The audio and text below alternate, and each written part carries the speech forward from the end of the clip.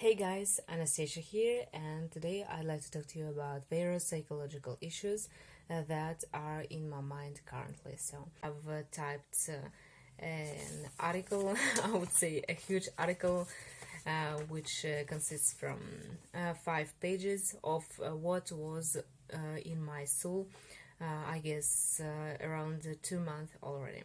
But not only these 2 months, sometimes I return to those problems and I solve them themselves. I don't need a psychologist because I'm a really good psychologist for myself. So, uh, what kind of syndromes should we reveal early? For example, I can say, I love myself, but at the very next second, I would claim that I hate absolutely everything about this. A very good example for that is that I have bought a good French perfume that is called Mon Guerlain. But after a while, maybe even after half an hour, I started blaming myself and telling like, oh my god, why did I buy that?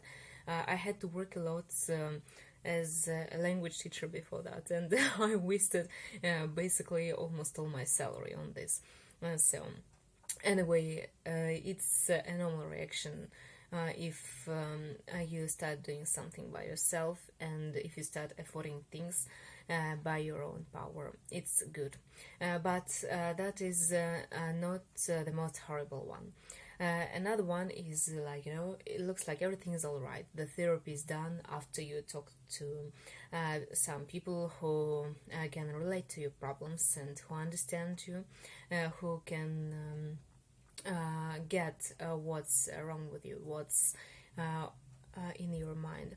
But actually, after that, when you are lonely, when you're alone in your room, and when you think like when you start thinking like everything is not okay and nothing can help you, just a strange hole in your soul. So what is that? Why do we face those syndromes?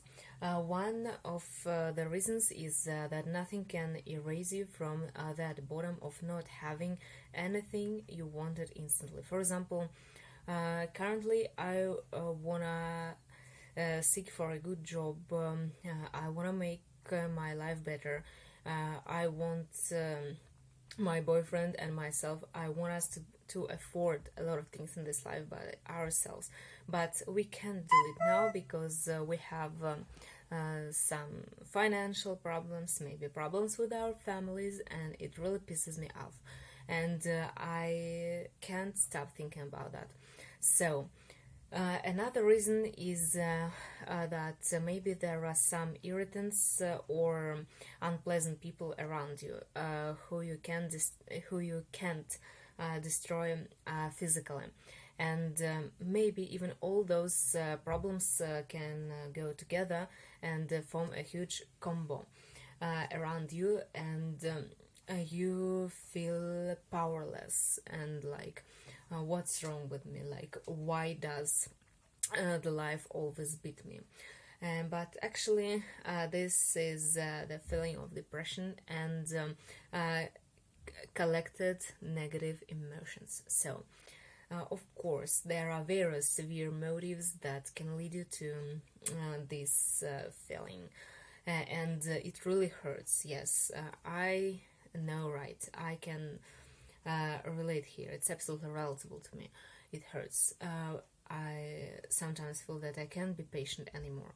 Anyway, I have to deal with it, and I can't change it currently, but maybe in the future I would be able to do that because I don't sit in one place, and I just go and I just move on. I continue, I don't stop. And also, I try to change my attitude. So, how can I do that? How do I manage to help myself with those psychological problems on my own? Actually, as I've maybe already mentioned, self-awareness or self-examination or self-reflection is my method number one. So those methods, those words, those synonyms genuinely describe my personality type. I'm always really notorious, and I'm intrepid, and I don't care whether I'm not able to solve my problems right now, but I'm on my way to do that. And I shouldn't waste my time on those irritants, because they are side effects of something.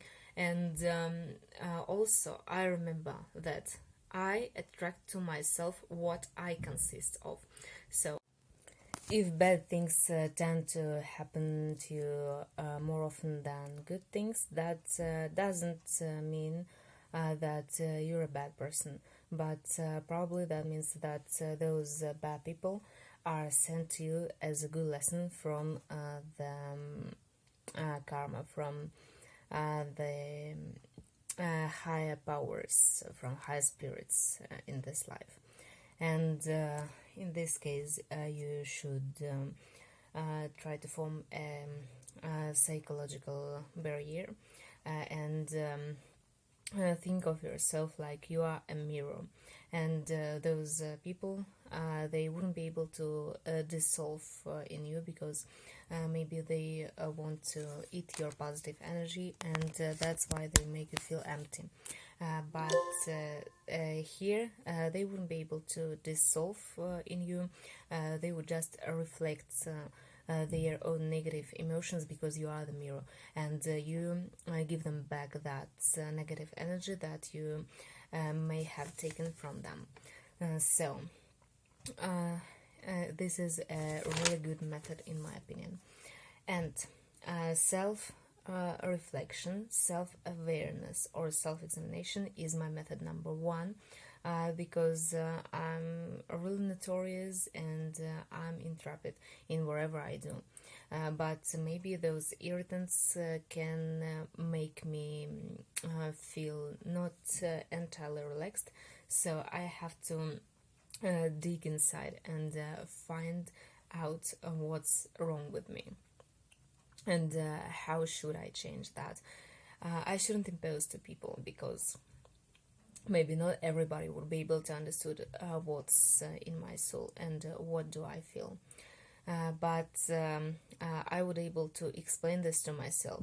Yeah, like I can take a pen and just write it in my notebook and on the paper, and I can talk to myself. I can type my ideas in my laptop, as I did that, and I can discuss it on public. It really helps. So, self-analysis, I repeat it one more time, is the best thing I've ever discovered in my life. And here you should correct your own behavior in which way?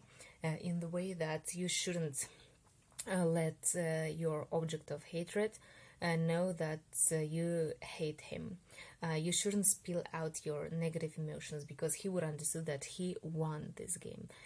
Of course, he didn't win this game, but with your uncorrect behavior, he would think that way. So, if you want to treat yourself right and not let yourself show hatred, if you want to be higher than that person, you should ignore him, entirely ignore. You should show him absolute unconcern about him.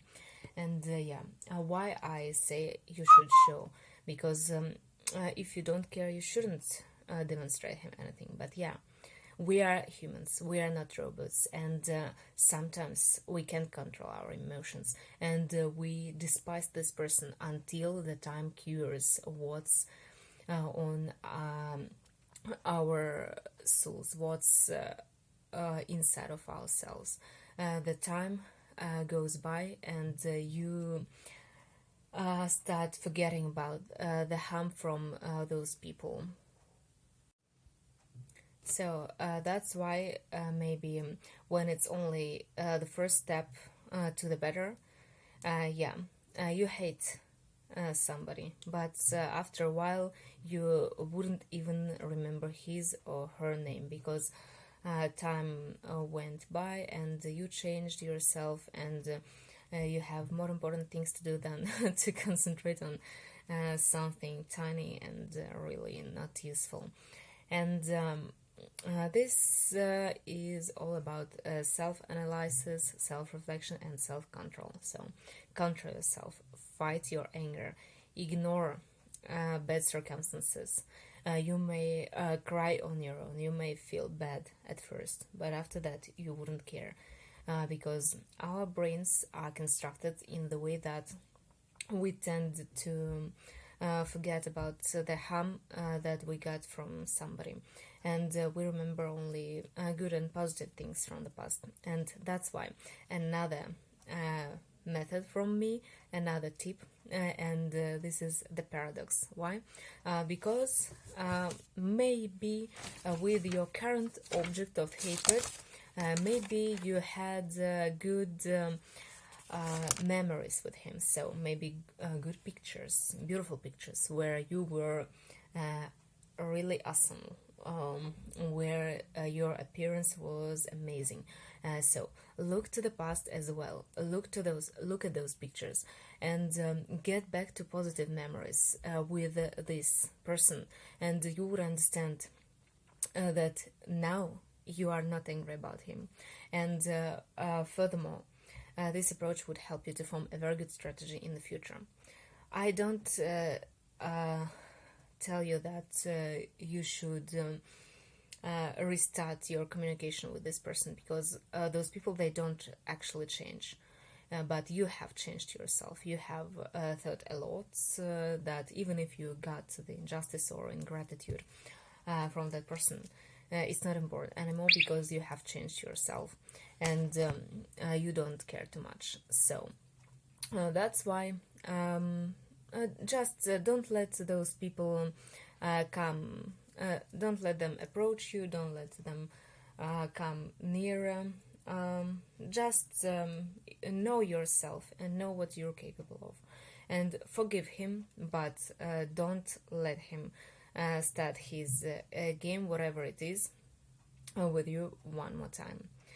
And for further distraction, you can also do those things you're capable of. For example, I like foreign languages, and I'm a language teacher, and I really find a very good motivation in them. So I teach languages, I practice them on my own, I deal with different people, I do sports, stretching is very nice, just as yoga, and also you may chat to your relatives, but not only about this topic, but about anything, like you do, and have a good a soulful conversation with your partner, go together somewhere, and so on. There are many different variants, just you to choose. And bad people out of sight, out of mind. And as for the previous statement, where the focus goes, energy flows. So I repeat one more time, you should focus on the positive things. Those people, delete them from social networks, forgive them, forget about them, because you shouldn't waste your time, your precious time on them. You have more important things to do. You have to find your job, you have to find yourself in this life, and you have got only one life, and you live once. We don't know what will happen in the future. We are not gods. That's why just care about yourself, think about yourself only. And last thing I want to concentrate your attention on is that those people have taught you a very good lesson. I have already mentioned that maybe they came to your life not just in case, but in order to teach you some kind of lessons. So they taught you a really good experience, that you shouldn't hurt anyone, because now you know how it hurts when those people hurt you. And in a religion, it's said that to hurt somebody, whether physically or psychologically, is a horrible sin, and you would pay for this sin once you die. But you know what is the most horrible? The most horrible thing you can do in your life is to make another person really sad or upset because of you, to offend him to such an extent that he hates you to the point of losing his pulse. He can't find any single minute not to think about you. He wants to destroy you. He wishes, he prays to God, and he wishes all the bad things to you and maybe to your family, to those people who relate to you, because you are horrible, because your parents didn't give you a very good knowledge. They didn't teach you maybe that you shouldn't offend another person, especially the one who was too sweet, too nice to you. And the God will hear these prayers, and he will do what he thinks is suitable for you. And also don't forget about the karma law, okay? Because you know, if you make other people suffer, somebody's gonna make you suffer as well, and even more than you did to that person. So I should stop here, and thanks for your attention. I hope that this topic was efficient, and it was useful for you. And think about yourself, think about your depression, dig inside of yourself, analyze, control your anger, and don't hurt anybody. And try to collect positive memories, and focus on yourself, and focus on positive moments that you may have created, and thus your life would improve greatly. Thanks. Anastasia was here with you, and see you later. Ciao.